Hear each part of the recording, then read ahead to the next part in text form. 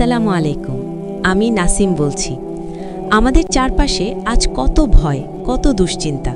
কেউ শত্রুর ভয়ে ঘুমাতে পারে না, কেউ ভবিষ্যৎ নিয়ে আতঙ্কে থাকে, আবার কেউ অদৃশ্য কোনো বিপদের আশঙ্কায় দিন কাটায়।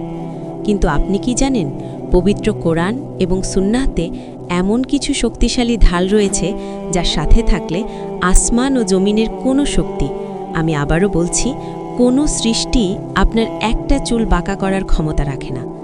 আজ আমি আপনাদের নবীজি সাল্লাল্লাহু আলাইহি ওয়াসাল্লামের শেখানো সেই মহাশক্তিশালী আসমানি সুরক্ষার আমলটি জানাব। আপনি কি জানেন, এই পৃথিবীতে এমন এক অদৃশ্য শক্তি আছে যা আপনার দিকে ধেয়ে আসা যে কোনো বিপদকে মাঝপথেই থামিয়ে দিতে পারে?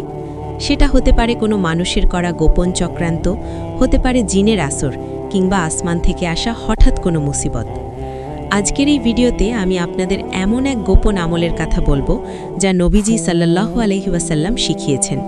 এটি জানার পর আপনার মন থেকে দুনিয়ার সব ভয় মুছে যাবে এবং আপনি অনুভব করবেন এক আসমানি সুরক্ষা। কিন্তু এই আমলটি করার সঠিক নিয়ম এবং এর পেছনে থাকা রহস্যটা কি, জানতে ভিডিওটি শেষ পর্যন্ত দেখুন। আমরা মাঝে মাঝে এমন পরিস্থিতিতে পড়ি যখন মনে হয় আমি বড় একা। চারদিকে শত্রু, অভাব আর দুশ্চিন্তা আমাদের এমনভাবে ঘিরে ধরে যে পালানোর কোনো পথ থাকে না। আপনি কি জানেন, আসমান এবং জমিনের মাঝে এমন অসংখ্য সৃষ্টি আছে যা আমরা খালি চোখে দেখি না, অথচ তারা প্রতি মুহূর্তে আমাদের ক্ষতি করার চেষ্টা করতে পারে।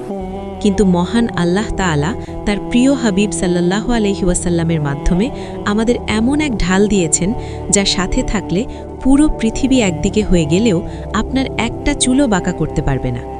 আল্লাহর অনুমতি ছাড়া গাছের পাতাও নড়ে না, আর আপনি তো তার শ্রেষ্ঠ সৃষ্টি। সাহাবায়ে কেরাম যখনই কোনো কঠিন সংকটে পড়তেন, তারা এই আসমানি সাহায্যের ওপর ভরসা করতেন।